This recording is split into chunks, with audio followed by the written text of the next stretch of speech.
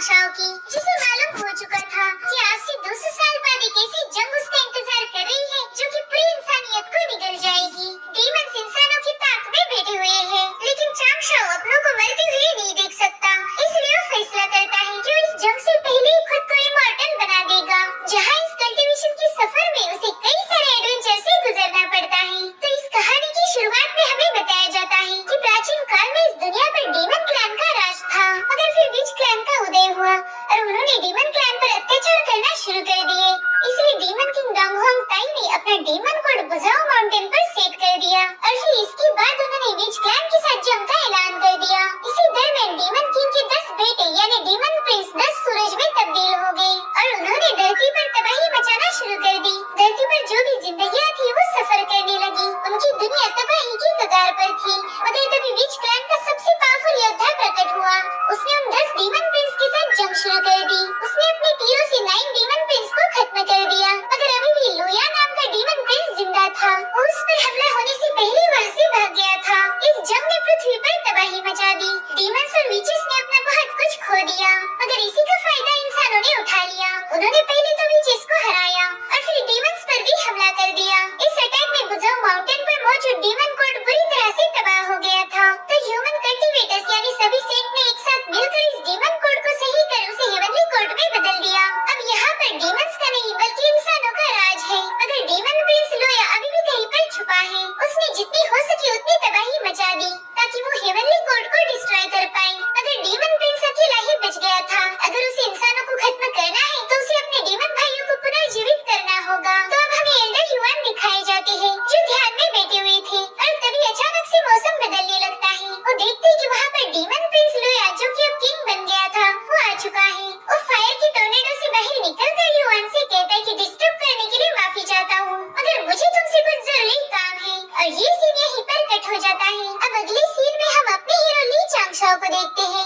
जो बड़ी ही तेजी से कहीं पर जा रहा था। दरअसल उसे पता चल गया था कि डीमन किंग लोया ने उसके मास्टर युआन को कैद कर लिया है और युआन पर कुछ स्पेल कास्ट कर या फिर उन्हें सैक्रिफाइस करके वो डीमन को दोबारा से जिंदा करना चाहता है। तो अपने मास्टर को बचाने के लिए चांगशाओ बड़ी ही तेजी से आगे बढ़ रहा था। वहीं दूसरी तरफ हम लोया को देखते हैं जिसने एल्डर युआन को बुरी तरह से घायल कर दिया था। वो कहता है बुड्ढे, आज तेरी मदद से मैं डीमंस को दोबारा से जिंदा करूंगा। अब वो उनके साथ कुछ कर पाए इससे पहले वहाँ पर एक पेपर मैन क्रिएट हो जाता है। उसने लोया के अटैक को रोक दिया था। दरअसल चांगशाओ में ऐसी पावर्स थी कि वो अपने पेपर क्लोन बनाकर उनसे फाइट करवा सकता था। लोया उस पेपर मैन को देखकर कहता है कि मुझे उम्मीद नहीं थी कि ली चांगशाओ जो कि हेवनली कोड का सबसे पावरफुल वाटर गॉड है वो अपने मास्टर को बचाने के लिए पेपर मैन भेज देगा। तभी पेपर पपेट कहता है लोया, डीमंस और ह्यूमंस के बीच में शांति का करार हुआ था। जो भी डीमंस बचे हैं वो उस करार की रिस्पेक्ट करते हैं, तो तुम इन दोनों क्लैंस के बीच में दोबारा से जंग की शुरुआत मत करो। मुझे पता है कि तुम बस खुद का फायदा देख रहे हो, लेकिन लोया पर उसकी बातों का कोई असर नहीं होता। वो कहता है तुम इंसानों के मुंह से दोस्ती और नैतिकता की बातें अच्छी नहीं लगती, क्योंकि तुम्हारी फितरत तुम्हें सही रास्ते पर चलने नहीं देती। तुम इंसान बस धोखा देना जानते हो। तो पेपर पपेट तुरंत ही उस पर हमला करने लगता है, मगर लोया बहुत पावरफुल था। वो पपेट को पकड़ लेता है और उसे गोल गोल घुमाते हुए जमीन पर पटक देता है। अब लोया मास्टर युआन पर हमला करने ही वाला था कि तभी पेपर पपेट दोबारा से उसे रोकने की कोशिश करता है। वो लोया पर पंच मारने ही वाला था कि तभी लोया उसका एक हाथ ही उखाड़ देता है, मगर वो लोया को चेन से जकड़ देता है। लोया पपेट के इस हमले पर काफी खुश हो रहा था क्योंकि वो समझ गया था कि ये पपेट उसका कुछ भी बिगाड़ नहीं सकता। वो उसने बनाए सारे चेन्स को डिस्ट्रॉय कर उस पर एक जबरदस्त हमला कर देता है जिसमें पेपर पपेट खत्म हो चुका था। इधर ली चांगशाओ को भी ये बात पता चल गई थी, तो अपने दूसरे पेपर पपेट को वहाँ भेजता है। वो समझ गया था कि दूसरा पपेट भी ज्यादा देर तक टिक नहीं पाएगा, तो सोचता है कि अब मुझे ही कुछ करना होगा, इसलिए तुरंत ही एक पोर्टल बना देता है ताकि वो जल्दी से मास्टर के पास पहुँच जाए। वो ऐसे ही टेलीपोर्टेशन पोर्टल बनाकर आगे बढ़ रहा था। इधर सेकंड पपेट मास्टर को अपने साथ लेकर भाग रहा था। वो लोग पत्थर से बने ब्रिज को क्रॉस कर रहे थे, मगर तभी लोया उस ब्रिज पर अटैक कर उसे तोड़ देता है। पेपर पपेट के पास आगे जाने का कोई रास्ता ही नहीं बचा था और अब लोया अपनी पावरफुल एनर्जी रिलीज करने लगता है। तो पपेट कई सारे स्पेल्स क्रिएट कर उस पे हमला करने लगता है, मगर इन अटैक्स का कोई फायदा नहीं था। ये देखकर मास्टर युआन अपनी बची कुची पावर्स का यूज करने लगते हैं। इधर पपेट ने भी अपनी सारी ताकत लगाकर लोया पर अटैक कर दिया था, मगर लोया एक ही झटके में उसके अटैक को डिस्ट्रॉय करके उसे पीछे पुश करता है। तो पपेट दोबारा से उसे भिड़ने लगता है। वो कुछ भी करके लोया को बिजी रखना चाहता था ताकि तब तक वहाँ पर ली चांगशाओ आ जाए, मगर लोया के सामने उसकी एक नहीं चलती। इधर एल्डर युआन ने अपनी सारी पावर्स लगाकर हेवनली स्वॉर्ड थी। वो विशाल स्वॉर्ड लुया पर हिट करती है, जिससे वहाँ पर एक बहुत बड़ा एनर्जी ब्लास्ट हो गया था, मगर लुया पर उसका कोई असर नहीं होता और अब अटैक करने की बारी लुया की थी। वो एक चुटकी बजाकर युआन पर हमला कर देता है, मगर उन्हें बचाने के लिए पेपर पपेट बीच में आकर उस अटैक से खुद ही डिस्ट्रॉय हो जाता है और अब लुया का सेकंड अटैक युआन पर हो जाता है, जिसमें वो बुरी तरह से घायल होकर ब्रिज से नीचे गिरने लगते हैं और तब तक चांगशा भी वहाँ पर पहुँच चुका था। वो अपने मास्टर को पकड़ लेता है, लेकिन तब तक बहुत देर हो गई थी। लुया के पावरफुल अटैक से मास्टर की मौत हो जाती है। उनकी मौत से चांगशा बहुत टूट गया था और चिल्ला चिल्लाकर रोने लगता है। उसके दर्द की कोई सीमा नहीं थी और ये सीन यहीं पर कट हो कि हम एक बुजुर्ग को देखते हैं, मानो जैसे उन्होंने टाइम को पीछे कर दिया है। अब हम कई सारी चीजें पीछे जाते हुए देखते हैं, जिसके बाद हमें ली चांगशा को दिखाया जाता है, जो अंडर वाटर मेडिटेशन से जाग गया था। दरअसल उसने फ्यूचर देख लिया था और अब कहानी दोबारा से 200 साल पीछे चली जाती है, यानी अभी तक हमने जो देखा था वो फ्यूचर था और अब हम एल्डर युआन को देखते हैं, जो एक छोटी बच्ची जिसका नाम लिन शाओ था उसे अपना सेंट दिखा रहे थे। वो कहते हैं कि हमारे टाओइज्म का नाम डूशियान है। डूशियान एक फेमस डू इमॉर्टल है और वही हमारे सेक्ट के फाउंडर भी है। डू इमॉर्टल्स टाइचिंग से क्लोजली रिलेटेड है। अब युआन बताते हैं कि इस दुनिया में 3 तरह के टाओइज्म होते हैं। एक है ह्यूमन टाओइज्म, दूसरा है चान टाओइज्म और तीसरा है जाय टाओइज्म। हमारे टाओइज्म के पैट्रियार्क टाइचिंग है, वही चान टाओइज्म की हेड है युआन शिबुद्धा और रही बात जाय टाओइज्म की तो उसकी हेड है टोंगशियान। ये तीनों लोग हमारे सेंट हैं और इनके गुरु का नाम है होंगजुन। उन्हें ताइयूस के एंसेस्टर माना जाता है। तो मेरी बच्ची लिन शाओ, तुमने ढेर सारी प्रैक्टिस करनी है और जल्दी से कल्टीवेशन में लेवल अप करके अपनी इमॉर्टलिटी की जर्नी को शुरू करना है। इससे तुम्हारी जिंदगी हजारों सालों तक बढ़ जाएगी। तो लिन शाओ भी अपने मास्टर से एक सवाल पूछती है। वो कहती, मास्टर मुझे बताइए ना, क्या आप भी इमॉर्टल हो गए हो? ये सुनकर वो थोड़ा कंफ्यूज हो जाते हैं। वो सोचते हैं कि अब मैं इसे क्या ही जवाब दूं। दरअसल मास्टर ने अभी तक इमॉर्टलिटी हासिल नहीं की थी, जिस वजह से वो टॉपिक ही चेंज कर देते हैं। वो कहते हैं, लिन शाओ तुम्हारा एक ही सीनियर रहेगा, वो 100 सालों से मेरा डिसाइपल है और अब वो बहुत टैलेंटेड हो चुका है। दरअसल युआन ली चांगशा की ही बात कर रहे थे, जो अंडर वाटर ध्यान में बैठा हुआ था और तभी वो पानी से बाहर आ जाता है। वो देखता है कि उसके मास्टर तो अभी भी जिंदा है।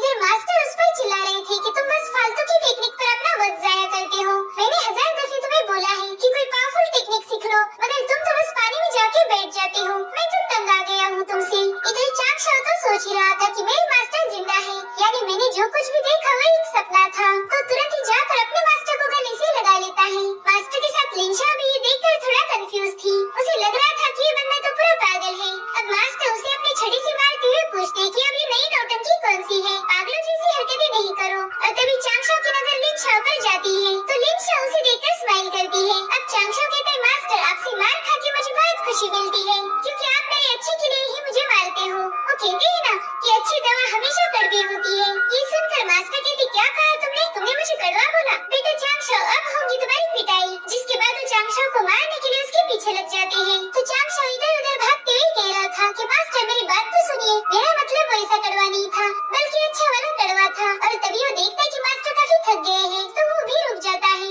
और तभी मास्टर उस पर छड़ी से हिट करने आ जाते हैं, मगर वो वैसा नहीं करते। वो कहते, छोड़ो जाने दो, तुम्हें मार के भी कोई फायदा नहीं, तुम तो सुधरने से रहे। जिसके बाद वो कहते कि मैं 2 महीने के लिए रिट्रीट में यानी एकांत में जा रहा हूँ, तब तक तुम्हें इस बच्ची को संभालना है, मगर एक बात याद रखना, इसे कोई गलत चीजें नहीं सिखाना। अगर तुमने कोई गलत लेसन इसे दिए तो मुझसे बुरा कोई नहीं होगा। जिसके बाद मास्टर वहाँ से चले जाते हैं। अब ली चांगशा लिन शाओ से कहता है कि आज से मैं तुम्हारा सीनियर हूँ। जिसके बाद वो पेपर पपेट बनाकर लिन शाओ को खुश कर देता है। वो पपेट लिन शाओ की नस और आँखों को चेक कर रहे थे। चांगशा कहता है कि गलत नहीं समझो, मैं बस तुम्हारा मेडिकल चेकअप कर रहा हूँ, क्योंकि मैं हमेशा ही पॉजिटिव वैल्यूज की कदर करता हूँ। लिन शाओ उसकी बातें सुनकर बहुत हैरान थी। वो कहती कि इमॉर्टल वर्ल्ड के लोग कितनी प्यारी बातें करते हैं। इधर चांगशा अपने मिरर में चेक करता है। लिन शाओ एकदम हेल्दी थी, उसमें कोई डीमन सीड्स नहीं थे और ना ही उस पर कोई शाप था। तो तालियां बजाते हुए कहता है कि लिन शाओ मुबारक हो, तुमने मेडिकल एग्जामिनेशन पास कर लिया। जिससे लिन शाओ भी बहुत खुश हो जाती है और अब लिन शाओ की ट्रेनिंग स्टार्ट हो जाती है। चांगशा कहता है कि सबसे पहले मैं तुम्हें कुछ ट्रिक सिखाऊंगा, ये देखो इसमें तुम्हें सर्वाइवल की ट्रेनिंग मिलेगी। तो पहले स्टेप में लिन शाओ को बताया जाता है कि उसने अपने अपोनेंट को कम नहीं समझना है। पहले तो तुम्हें उसकी कल्टीवेशन लेवल का पता करना है। अगर ये पता किए बिना ही उस पर हमला कर दिया तो तुम मुसीबत में फंस जाओगी। अब लिन शाओ को एक डक दिखता है, वो अपनी कल्टीवेशन 6 लेवल दिखा रहा था। तभी एक ऑप्शन आकर उससे कहता है कि जाओ और अपने अपोनेंट को खत्म करो। और तभी दूसरा ऑप्शन कहता है कि ऐसा दिखाओ कि तुमने उसे देखा ही नहीं और यहाँ से भाग जाओ। अब उन दोनों ऑप्शन में से उसे एक को सिलेक्ट करना था। तो लिन शाओ गो एंड किल का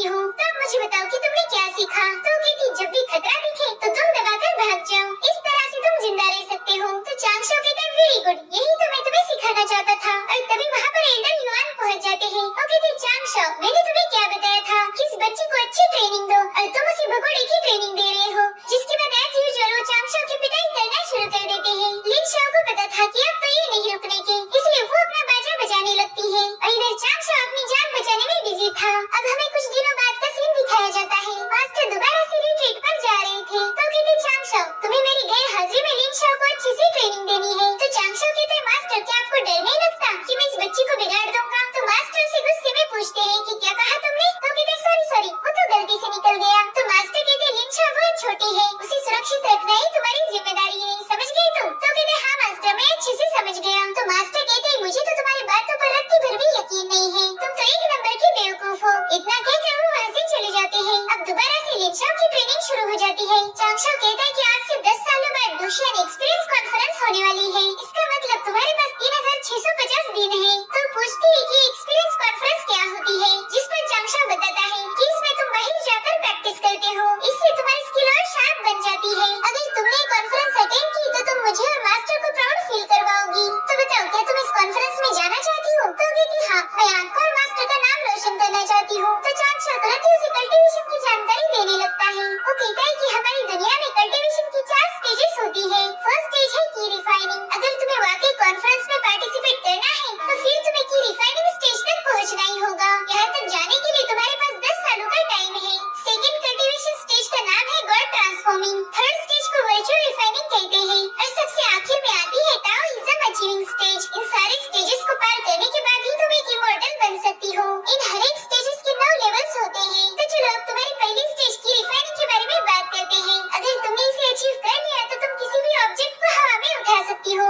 सेकंड स्टेज को यानी गॉड ट्रांसफॉर्मिंग को मास्टर करके तुम आसमान में फ्लाई कर सकती हो। थर्ड स्टेज यानी वर्चुअल रिफाइनिंग में तुम 5 एलिमेंट इमॉर्टल टेक्निक को सीख सकती हो, यानी कि तुम आग हवा पानी ऐसे एलिमेंट को कंट्रोल कर पाओगी। और अब आखिरी स्टेप के बारे में बात करते हैं। ताओइज्म अचीविंग में तुम पर लाइटनिंग गिराई जाएगी। ये सुनकर ही लिन शाओ डर जाती है। चांगशो बताता है कि ताओइज्म अचीविंग की 90 लेवल पर पहुंचने के बाद तुम पर बहुत ही खतरनाक लाइटनिंग का अटैक होगा। अगर तुम्हारा टाओ फाउंडेशन स्टेबल है तो तुम इस लाइटनिंग कैटास्ट्रोफे में सर्वाइव कर पाओगी और फिर तुम बन जाओगी एक इमॉर्टल, जिसके बाद तुम्हारा इनफाइनाइट इमॉर्टलिटी का सफर शुरू होगा। और अगर तुम्हारा फाउंडेशन ही कमजोर है फिर तो तुम्हें वो लाइटनिंग ही खत्म कर देगी। ये सब सुनकर लिन शाओ कहती है कि ये तो बहुत खतरनाक है, मतलब इतनी मेहनत करके आखिरी स्टेज पर पहुंचो और फिर लाइटनिंग तुम्हें मार कर तुम्हारी सारी मेहनत पर पानी फेर देगी। तो चांगशो कहते हैं बहुत अच्छे, तुम तो सब कुछ समझ गई, लेकिन तुम लाइटनिंग का अभी से टेंशन नहीं लो। फिलहाल तुमने दूसरी चीजों का टेंशन लेना चाहिए, जैसे कि कल्टीवेशन करते वक्त तुम्हारे साथ कोई एक्सीडेंट हो सकते हैं। तो चलो अब हम प्रैक्टिस शुरू करेंगे। जिसके बाद वो दोनों भी कड़ी मेहनत करना शुरू कर देते हैं। शुरुआती दिनों में लिन शाओ को बहुत तकलीफ होती थी,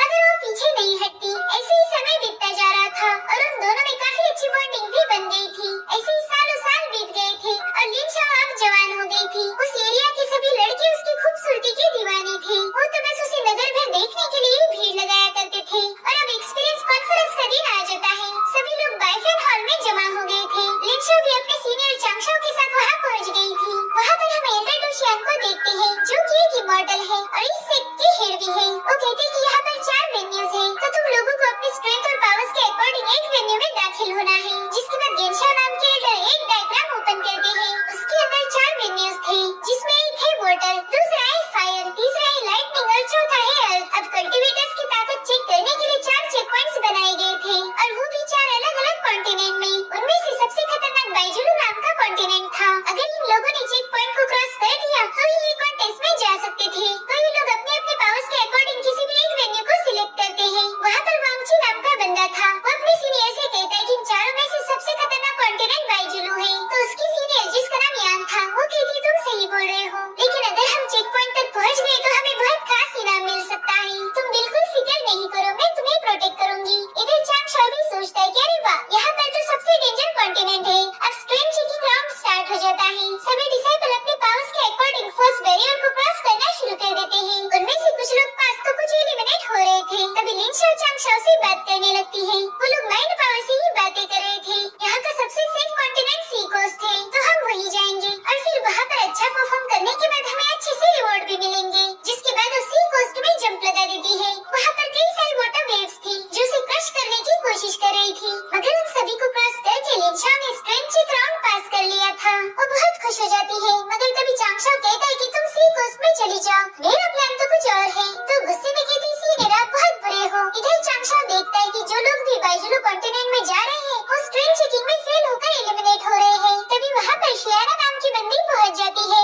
ये पोटियन पिग की डिसाइपल थी। सभी लोग शियाना को चीयर्स कर रहे थे क्योंकि वो एक प्रिंसेस भी थी। जिसके बाद वो भी एक वेन्यू में कूद जाती है। वहाँ पर घना जंगल था और वो जंगल शियाना पर हमला कर रहा था, तो शियाना अपने स्वॉर्ड से उसे काटते हुए आगे बढ़ती है और इस तरह से शियाना बाइजुलू कॉन्टिनेंट के लिए क्वालिफाई हो गई थी। सभी लोग उसकी तारीफ कर रहे थे क्योंकि वो पहली थी जिसने बाइजुलू कॉन्टिनेंट की ट्रायल पास की थी। तभी डिसाइपल कहता है कि अगर शियाना ने बाइजुलू कॉन्टिनेंट सिलेक्ट किया है तो सीनियर यून किंग भी वही जाएगा। तभी हम सीनियर यून किंग को देखते हैं। वो पोटियन पिग का डिसाइपल था और उसने भी ये स्ट्रीम चेक पास की थी। अब वो शियाना के पास आकर रुक जाता है। तो इस तरह से उसे देख रहा था मानो वो उसे पसंद करता हूँ। सभी लोग उन दोनों को देखने में बिजी थे, तो उसका फायदा उठाते हुए चांगशाओ बाइजुलू कॉन्टिनेंट में जाने के लिए निकल पड़ता है। मगर इससे पहले कि वो अंदर दाखिल हो उसे एक लड़की रोक देती है। वो कहती है कि तुम गॉड ट्रांसफॉर्मिंग की 90 लेवल के कल्टीवेटर हो, अगर तुम इसमें फेल हो गई तो तुम सीधे चौथे लेवल पर पटक जाओगे। यहाँ पर हम चांगशाओ की किड फॉर्म को देखते हैं जो इस सीरीज में जगह जगह दिखाया है ताकि दिखने में सीन थोड़े से फनी लगे। उसे रोकने वाली लड़की का नाम जियो था और वो भी पोटियन पिग की सीनियर डिसाइपल थी। तभी चांगशाओ कहता है सीनियर जियो, मैं तो बाइजुलू कॉन्टिनेंट में हब्स ढूंढने जा रहा हूँ और जहाँ तक मैं जानता हूँ आप किसी भी गॉड ट्रांसफॉर्मिंग स्टेज वाली डिसाइपल को बाइजुलू कॉन्टिनेंट में जाने से नहीं रोक सकते। उन्हें वहाँ जाना अलाउड है, इसलिए प्लीज मुझे ना रोके। तो जियो कहती देखो तुम्हारे मास्टर ने तुम पर मुझे नजर रखने के लिए बोला था, लेकिन अगर तुम वहाँ जाना ही चाहते हो तो तुम्हारी टेस्ट चेंज करनी पड़ेगी। जिसके बाद वो एक किसेन स्टिक लेकर कहती है कि ये स्टिक जलकर खत्म होने तक तुम्हें मेरे साथ फाइट करनी पड़ेगी, अगर तब तक तुम टिक पाए तो तुम जा सकते हो। जिसके बाद वो चांगशाओ को धक्का देकर कहती कि टेंशन ना लो, मैं मेरा इनेट वेपन यूज नहीं करूंगी तो तुम्हारी जान को मुझसे कोई खतरा नहीं होगा। तो बताओ क्या तुम्हें मेरी शर्त मंजूर है? जिस पर चांगशाओ कहता है ठीक है सीनियर, एटलीस्ट मैं कोशिश तो कर ही सकता हूँ। तो तुरंत ही उस स्टिक को जलाकर दूसरी स्टिक ले लेती है। जिसके बाद वो बड़ी तेजी से चांगशाओ पर अटैक करने आ जाती है,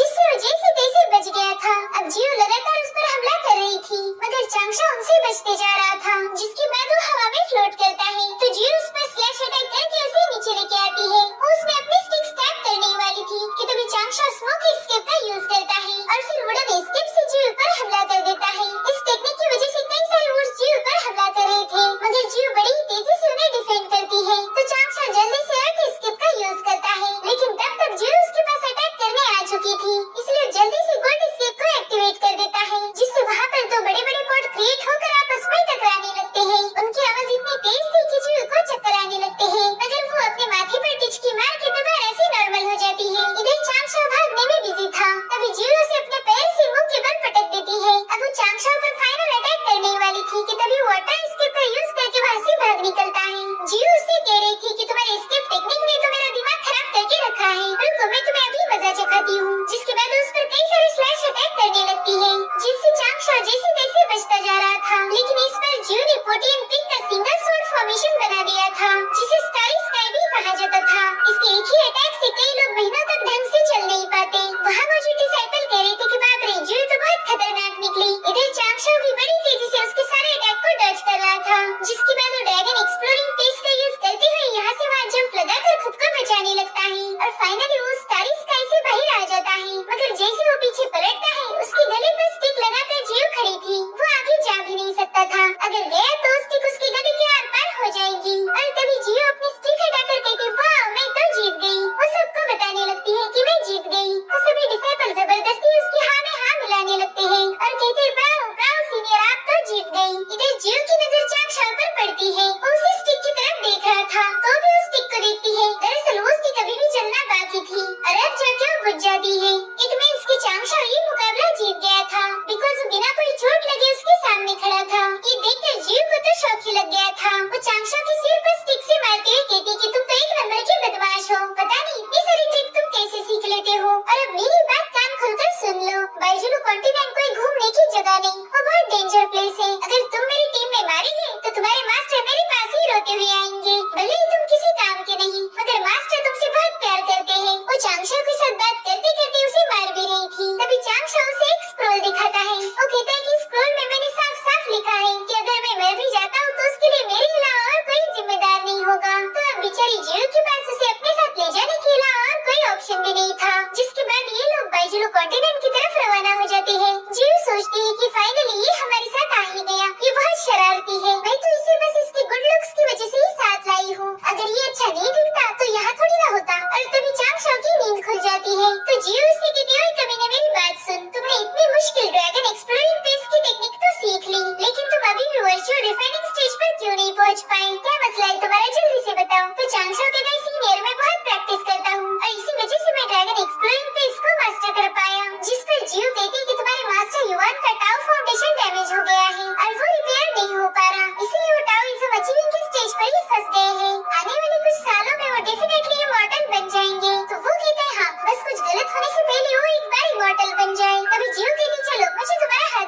मुझे तुम्हारी क्वालिफिकेशन चेक करनी है। ये सुनकर चांगशा दिल में ही सोचता है कि जियो तो रियल इमॉर्टल रेल्म की मास्टर है। अगर उसने मेरी पर्स चेक की तो उसे मेरी कल्टीवेशन स्टेज के बारे में पता चल जाएगा और इस तरह से मैं एक्सपोज हो जाऊंगा। अब तो मैं बुरा फंस गया, मैं अब क्या करूँ? तो कहता है सीनियर, मर्द और औरत का एक दूसरे को टच करना सही नहीं होता।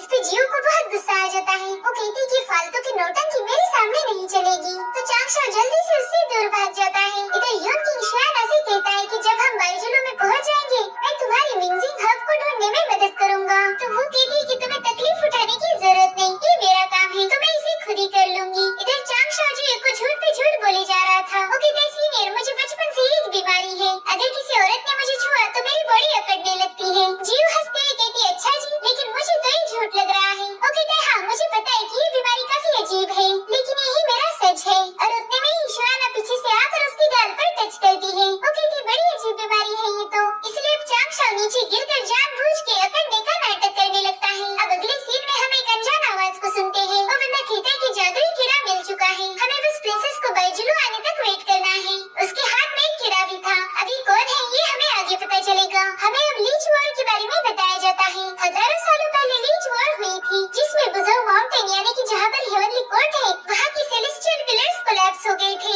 जिस वजह से दुनिया में फिर से एक बार तबाही मच गई। उस वक्त नोआ, जो कि इंसानों की होली मदर है, उसने 3 टाइल सेन को एक साथ मिलाया। उन तीनों सेन के नाम थे टाइची, युआनशी बुद्धा और टांगशिया। इन लोगों ने सेलेस्टियल पिलर को दोबारा से बनाने के लिए ब्लैक कछुए के 4 पैर काट दिए और उन्हीं पैरों से पिलर्स बनाए गए। मगर उन्होंने ब्लैक कछुए के साथ जो भी किया था उससे उसे बहुत तकलीफ हुई और इसी दर्द की वजह से वो मारा गया। उस कछुए की सुपरनेचुरल पावर और विशाल बॉडी एक स्मोक में बदल गई। वो स्मोक जानलेवा था और वो पूरे बाइजुलू कॉन्टिनेंट में फैल गया। वो स्मोक हजारों सालों से वहीं पर मौजूद है और अब वो बहुत ज्यादा खतरनाक बन चुका है। अगर किसी आम इंसान ने जिसके पास कोई पावर्स नहीं है उसने वो इनहेल किया तो उसका अंजाम बुरा होगा। इधर जियो कहती है कि एक बंदा कब से हमारा पीछा कर रहा है, पता नहीं उसे हमसे क्या चाहिए। तभी एक बंदा उनके पास आकर बताता है कि मैं यूजिन किंगडम का फ्रंट गार्ड हूँ। दरअसल शुआना यूजिन राज्य की प्रिंसेस थी, तो उसी पर नजर रखने वहाँ आया था। मगर शुआना कहती है कि तुम वापस चले जाओ, मेरी फिक्र नहीं करो। तो बंदा कहता है कि मैं यहाँ हमारे किंग के ऑर्डर्स पर आया हूँ, हमारी दुश्मनी इस इलाके में फैले हुए है।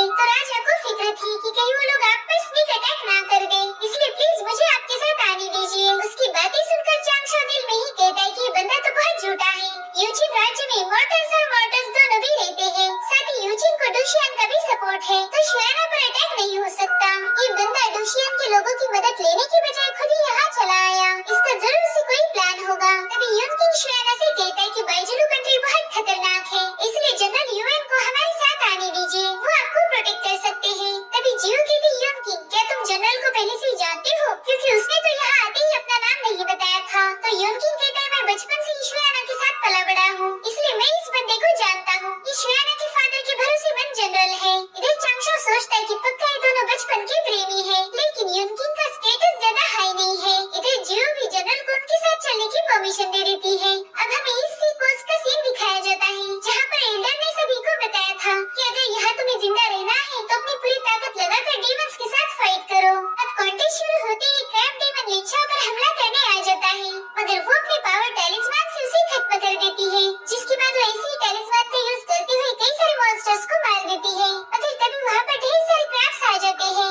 लिंचा उनका मुकाबला तो नहीं कर सकती थी, तो जैसा उसे सिखाया गया था वो वहाँ से भाग निकलती है। इधर जियो सबको बता रही थी कि जल्द ही हम बाइजुलू कॉन्टिनेंट के बॉर्डर पर पहुँच जाएंगे। सबसे पहले मैं तुम्हें साउथ के एंट्रेंस के पास ले जाऊंगी, वो जगह केओस ट्रेजर फॉरेस्ट के बहुत नजदीक है।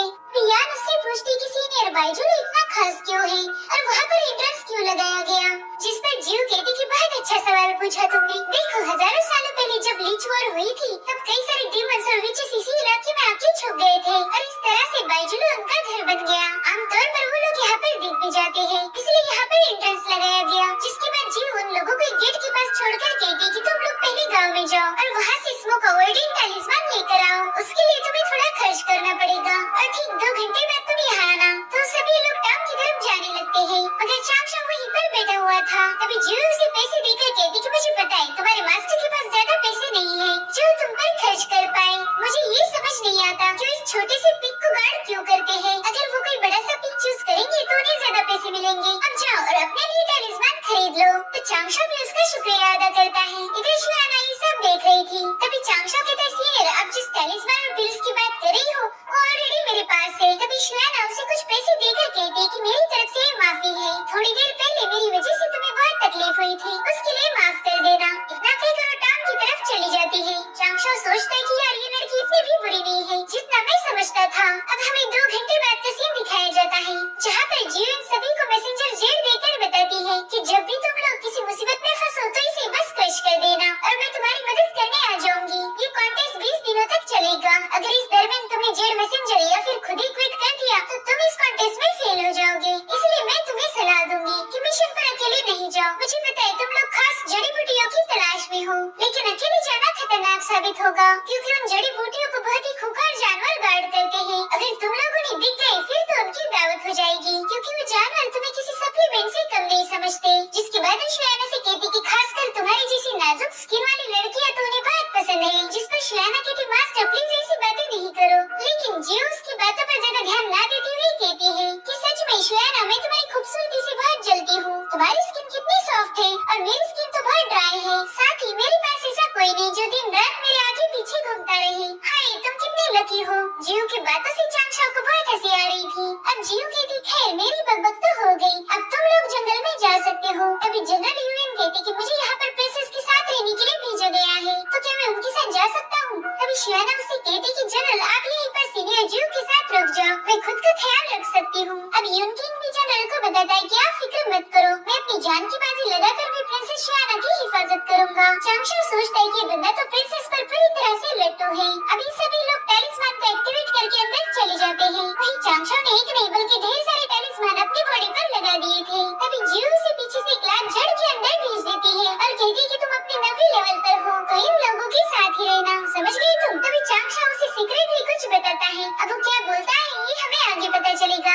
जिसके बाद हमें बाइजुलू कॉन्टिनेंट का भयानक जंगल दिखाया जाता है। वहाँ पर बहुत ही ज्यादा स्मेल थी तो यान अपनी पावर से उस स्मेल को दूर कर देती है। उस जगह पर कई सारे बीस्ट छुपे हुए थे जिनमें से अचानक ही एक बीस्ट इन पर अटैक कर देता है। तो यून किंग बड़ी ही स्टाइल के साथ उस बीस्ट के साथ लड़ने लगता है और फिर अपनी तलवारबाजी के दम पर वो उसे खत्म कर देता है। लेकिन तभी वहाँ पर ढेर सारे बीस्ट आ जाते हैं जो इन पर अटैक करने के लिए आगे बढ़ रहे थे और तभी शियाना अपनी सोड पावर को एक्टिवेट करके उन पर हमला कर देती है। जिसके बाद वो मल्टीपल सोड बनाकर एक बीस्ट की बॉडी में घुसा देती है। वो सारी सोड मिलकर लोटस फायर को क्रिएट करती है। ये बहुत ही पावरफुल टेक्निक थी। चांगशो तो उसे देखकर हैरान था। साथ ही वहाँ पर जो भी बीस्ट मौजूद थे उस लोटस फायर को देखकर वहाँ से भाग जाते हैं। इधर जियो आसमान में सैर करते हुए कहती कि मेरे सारे अप्रेंटिस बहुत ही ज्यादा पावरफुल है, तो जनरल आप शियाना की फिक्र मत कीजिए। इधर चांगशो बाइजुलू का मैप देख रहा था। वो सोचता है कि कियोस मियाज़मा ट्रेजर फॉरेस्ट की आउटर बाउंड्री है और ये लोग हैं वर्चुअल रिफाइनिंग स्टेज पर, तो ये खुद की हिफाजत कर सकते हैं।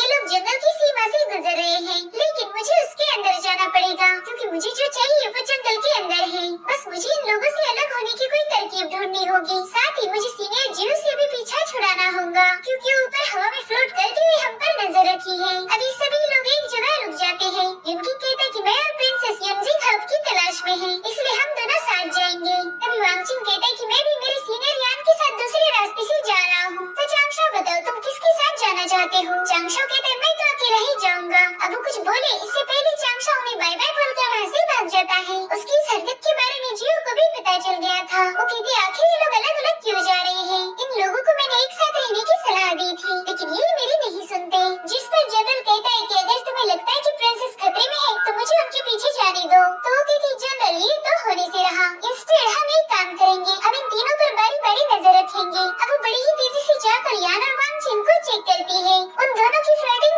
चल रही थी। इधर प्रिंसेस भी यूनकिंग के साथ मिलकर बीस्ट के साथ फाइट कर रही थी। अब वो चांगशो की तरफ चली जाती है लेकिन चांगशो तो उसे दिखता ही नहीं। वो जिस एरिया में था वहाँ पर पॉइजनस बीस्ट रहा करते थे। दरअसल चांगशो ने टैलिस्मान से खुद को हाइड किया था मगर जियो भी कुछ कम नहीं थी, वो उसे ढूंढी लेती है। वो देखती कि चांगशो तो जंगल के अंदर गया है और वहाँ जाना मना था, लेकिन चांगशो तो बड़ी स्पीड के साथ वहाँ से गुजर रहा था जिस वजह से कोई भी बीस्ट उसे देख नहीं पाते। इधर जियो समझ जाती कि चांगशो ने टैलिस्मान का यूज करके अपनी ब्रीदिंग को कवर करा है। अब चांगशो को कुछ जानवरों ने देख लिया था तो जल्दी से स्मोक टैलिस्मान को एक्टिवेट कर वहाँ से भाग जाता है। जियो कहती ये बंदा तो पूरी तैयारी के साथ यहाँ आया है, शायद इसे किसी खास हब की तलाश है। अब जियो कहती चलो प्रिंसेस पर नजर रखने का टाइम हो चुका है, नहीं तो जनरल तुम लोगों के पास मेरी बुराइयां करोगे कि मैंने तुम्हें प्रिंसेस के साथ जाने नहीं दिया। और तभी जनरल छुपके से एक कीड़ा जंगल जंगल में भेज देता है। इधर चांगशाओ बड़ी ही तेजी से आगे बढ़ रहा था कि तभी एक बीस्ट उस पर हमला कर देता है, मगर वो तुरंत ही साइड में हट जाता है।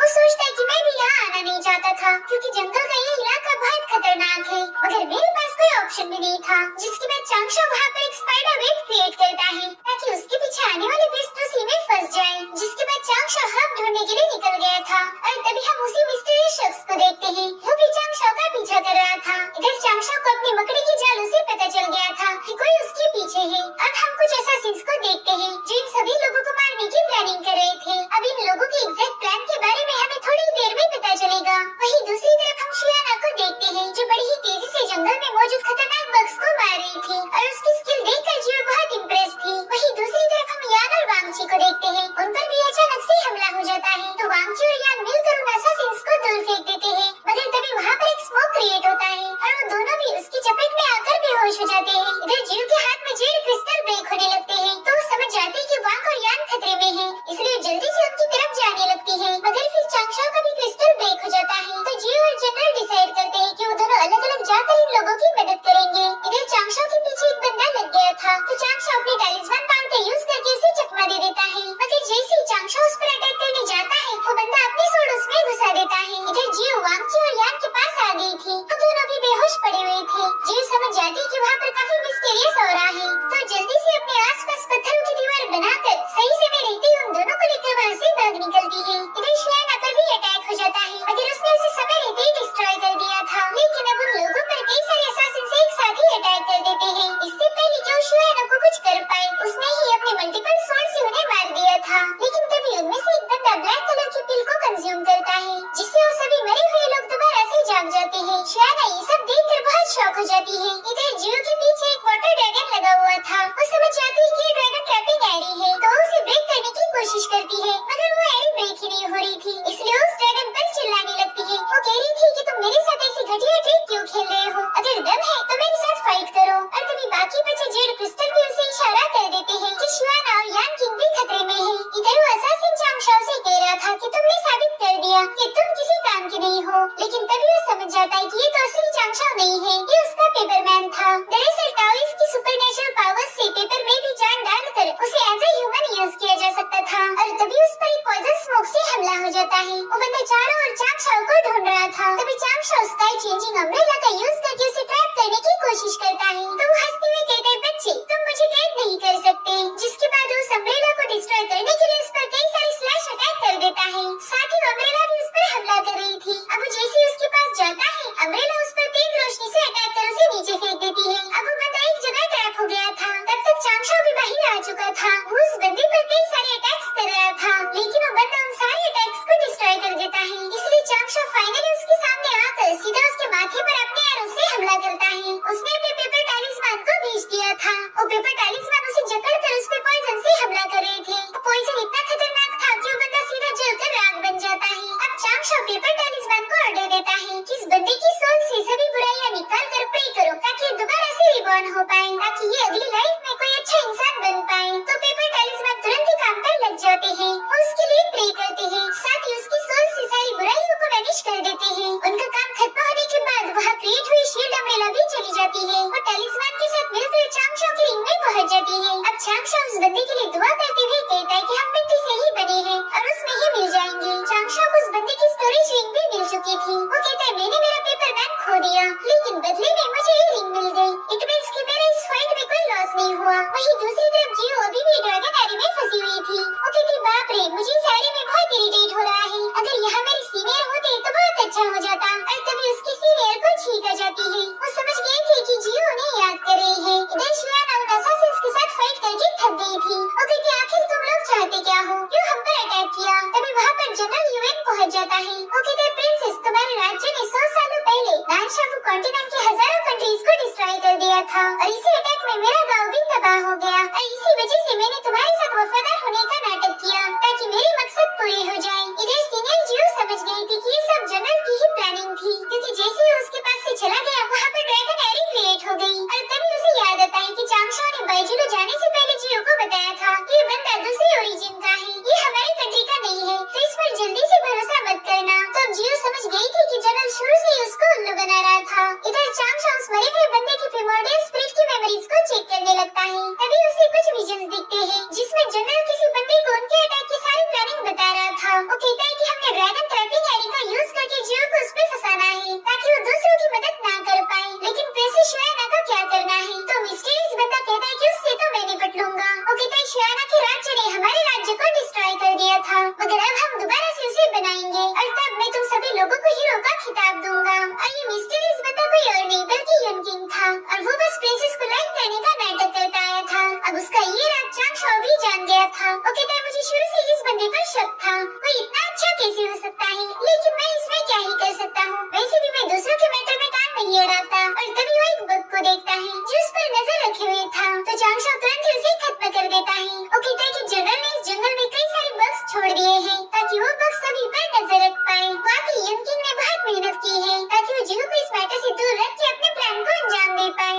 लेकिन पहले तो मैंने हब ढूंढना चाहिए, युन किंग को बाद में देख लूंगा। अब वो आगे बढ़ ही रहा था कि तभी वहाँ पर एसिड रेन शुरू हो जाता है जो वहाँ मुझे सारे पौधों को जला रहा था। तो चांग शॉ तुरंत ही अपने पावर्स का यूज करते हुए टाओइस्ट एंसेस्टर से मदद मांगता है और तभी हमें उसके एंसेस्टर की शैडो दिखाई जाती है। चांग शॉ देखता है कि आसमान में कुछ अजीब हो रहा है और उतने में ही शियाना वहाँ आकर गिर जाती है, मगर चांग शॉ ने उसे पकड़ लिया था। अब थोड़ी देर में उसकी सूंड भी नीचे आ जाती है और वो सीधे चांग शॉ के पैर में घुस गई थी, जिससे चांग शॉ को गजब का दर्द हो रहा था। तो जोर जोर से रोने लगता है और अब हमें इस पोस्ट का सीन दिखाया जाता है जहाँ पर लिन शॉ एक बड़े से क्रैब को आसानी से मार देती है। लेकिन अब वहाँ पर क्रैब्स की पूरी फौज ही आ गई थी जिनसे लिन शॉ बहुत डर जाती है। वो कहती प्लीज मुझे कुछ मत करना और इतना कहकर उन पर एक वेसल फेंक के मारती है और उस वेसल में से एक पॉइजनस स्मोक बाहर निकलने लगती है जो उस पूरी जगह पर फैलकर उन सभी क्रैब्स को मार देती है। लिन शॉ के साथ ये सब देखकर शॉक हो जाती है। तब तक वहाँ पर एल्डर लियो फाइशियान भी पहुँच गए थे और लिन शॉ से पूछने लगते हैं कि तुम्हें ये पॉइजन कहाँ से मिला, क्योंकि डैंडिंग फेंग जो कि अल्केमी में माहिर है उनके पास भी इस पॉइजन का कोई रिकॉर्ड नहीं है, तो ये तुम कहाँ से लाई हो?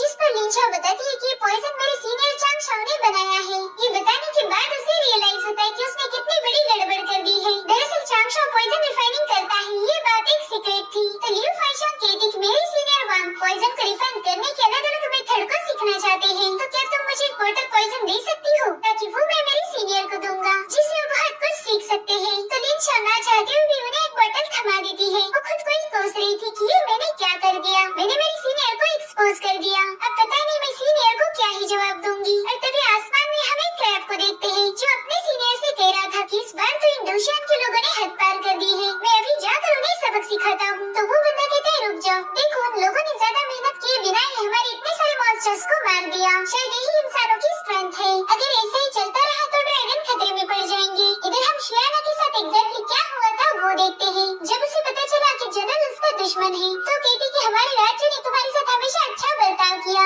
मेरे फादर ने कहा था कि तुम उनके सबसे वफादार जनरल हो। तभी युन किंग अपनी सूंड को टच करते हुए कहता है कि युन तुमने राजा को धोखा दिया है। इतना कहकर उस पर हमला करने चला जाता है, लेकिन ये तो हमको पता है कि वो बस नाटक कर रहा था। तो जनरल तुरंत ही उसे पकड़कर उसके गले पर अपनी सूंड लगा देता है। वो कहता है युन किंग शायद तुम प्रिंसेस को बहुत पसंद करते हो, इतने मुश्किल हालातों में भी तुम उसका साथ दे रहे हो। तो युन किंग कहता है मैं कई सालों से उसके साथ हूँ, तो मुश्किल वक्त में मैं उसे अकेला नहीं छोड़ सकता। अगर तुम शियाना को मारना चाहते हो तो पहले मुझे मार दो। तो कहता है ठीक है, अब तो पहले तुम ही मरोगे, लेकिन तुम्हारी अगर कोई आखिरी ख्वाहिश है तो बता दो। वो कहता है हाँ, अगर मेरे पास यही मौका है तो मैं इसे अभी कहना चाहता हूँ शियाना मैं तुमसे बहुत प्यार करता हूँ और तुम्हारे साथ आफ्टर लाइफ में जीना चाहता हूँ, कि तुम मेरा साथ दोगी। तभी शियाना को उन दोनों के साथ बिताए पल याद आते हैं, लेकिन शियाना उसे जवाब में कहती कि नहीं मैं तुम्हारा साथ नहीं दूंगी। उसकी नाक से तो युन किंग के होश ही उड़ गए थे, साथ ही उन असैसिन्स और जनरल को भी युन किंग पर हंसी आ रही थी। शियाना कहती सीनियर हम सब कल्टीवेटर्स हैं, हम प्यार के बंधन में नहीं बन सकते, मैंने बहुत पहले मोहब्बत करने का ख्याल छोड़ दिया है और मैंने मेरी पूरी लाइफ बस कल्टीवेशन के नाम कर दी है। अगर आज मैं मर गई तो मेरी किस्मत होगी, लेकिन अगर हम दोनों जिंदा बच गए तो हम लोग मिलकर कल्टीवेशन पर ही फोकस करेंगे। तो युन किंग कहता है इसका मतलब तुम मेरी कभी नहीं बन सकती, जिसके बाद जनरल अपनी सूंड हटा देता है और शियान समझ गई थी कि युन किंग इन सबका बॉस है। वो कहता है मैं तुमसे शादी करके राजा का दामाद बनना चाहता था और फिर धीरे धीरे इस कंट्री को मैं मेरी कंट्री में तब्दील कर देता। तो शियाना कहती कि मेरे कई सारे भाई बहन हैं, अगर तुम मुझसे शादी कर भी लेते तो भी तुम्हें राजा की पोजीशन कभी नहीं मिलती, तुम्हारा प्लान बहुत बेकार है। तब तक शियाना ने एक टैलिस्मान निकाल लिया था। इधर युन किंग बोल रहा था कि मैं तुम पर लव कर्स डाल दूंगा जिसके बाद तुम मेरे सारे ऑर्डर्स को फॉलो करोगी। अब जनरल उसकी तरफ जा ही रहा था कि तभी शियाना जल्दी से टेलीपोर्टेशन टैलिस्मान को एक्टिवेट करके वहाँ से भाग जाती जाती है और इस तरह से वो चांगशाओ के पास पहुंच गई थी। चांगशाओ कहता है कि अगर मैं इसे संभालते बैठ गया तो एसिड रेन में मेरे सारे हाथ जल जाएंगे, लेकिन मैं इसे थोड़ी दूरी पर तो ले ही जा सकता हूँ। जिसके बाद वो शियाना को उठाकर भागने लगता है। वो अपने आसपास एक शील्ड बनाकर एसिड रेन से खुद को और शियाना को बचाकर एक जगह पहुंच जाता है।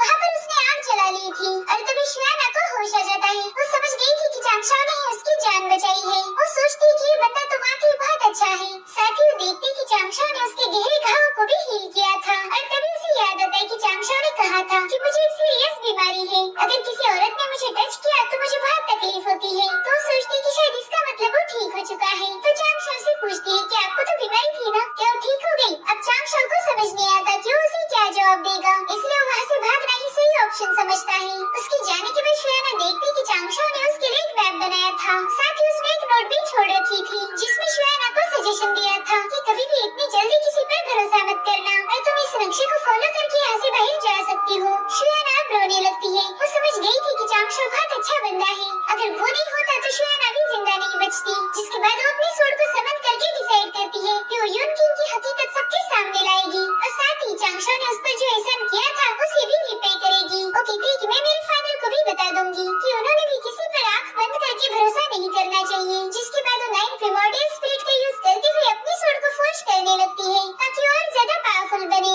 उसकी स्वord की ऑरा केव से भी बाहर आ रही थी, जिसे देखकर चांगशाओ कहता है कि अच्छा हुआ ये लड़की थोड़ी समझदार निकली, नहीं तो ये उल्टा मुझे ही फंसा देती। आइंदा से मैं ऐसे मसलों में बिल्कुल भी नहीं फंसूंगा क्योंकि मुझे मरने की कोई जल्दी नहीं है। इतना कहकर चांगशाओ वहाँ से भाग जाता है। इधर शियाना भी केव से बाहर आ चुकी थी। वो अपनी स्वord पावर की मदद से बड़ी तेजी से आगे बढ़ रही थी। वो कहती कि अगर मैंने चांगशाओ के मैप को फॉलो किया तो मैं सभी जानवरों से बचते हुए बाहर जा सकती हूँ। वहीं दूसरी तरफ चांगशाओ हर्ब्स ढूंढने में लगा हुआ था, जिसके बाद वो अपनी पावर्स का यूज करते हुए जमीन पर एक पंच मारता है। उस वजह से वहाँ की जमीन में एक एनर्जी फ्लो होने लगती है। दरअसल चांगशाओ लगभग 10 दिनों से शियानजी नाम का हर्ब ढूंढ रहा था, मगर उस हर्ब का बाइजुलू के जंगलों में कोई ट्रेस ही नहीं था। शियानजी हर्ब इतना पावरफुल था कि उससे बनने वाले पॉइजन से इमॉर्टल भी मर सकता है। अब चांगशाओ उस पूरी जगह को चेक करता है और फाइनली उसे शियानजी हर्ब दिख जाता है। वो एक पहाड़ की चोटी पर था, लेकिन कुछ मॉन्स्टर भी